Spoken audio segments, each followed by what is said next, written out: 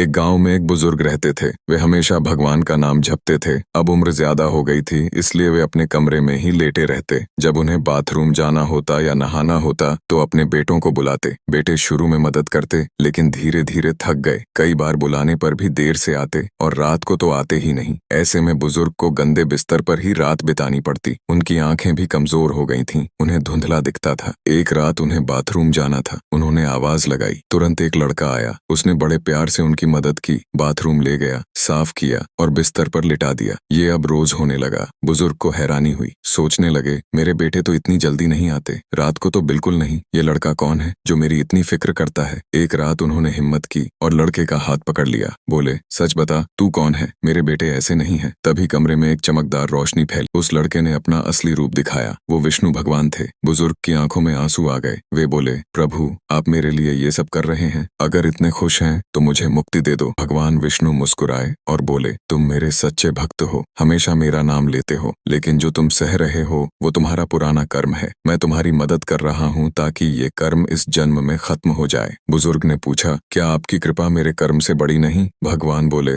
मेरी कृपा सबसे बड़ी है। मैं तुम्हारे कर्म हटा सकता हूँ, पर फिर अगले जन्म में वो दोबारा आएंगे। मैं चाहता हूँ कि इस जन्म में सब खत्म हो ताकि तुम हमेशा के लिए आजाद हो। फिर भगवान ने समझाया, कर्म तीन तरह के होते हैं, हल्के, मध्यम और बहुत भारी। हल्के कर्म मेरा नाम जपने से खत्म हो जाते हैं। मध्यम कर्म किसी अच्छे संत की संगति और भक्ति से चले जाते हैं, लेकिन भारी कर्म भुगतने पड़ते हैं। पर जो मुझे सच्चे मन से याद करते हैं, उनके भारी कर्म मैं खुद उनके साथ रहकर हल्के कर देता हूँ ताकि दुख कम लगे। दोस्तों, ये कहानी सिखाती है कि भगवान अपने भक्तों का हर पल ख्याल रखते हैं। दोस्तों, कमेंट में जय हरि नारायण जरूर लिखें।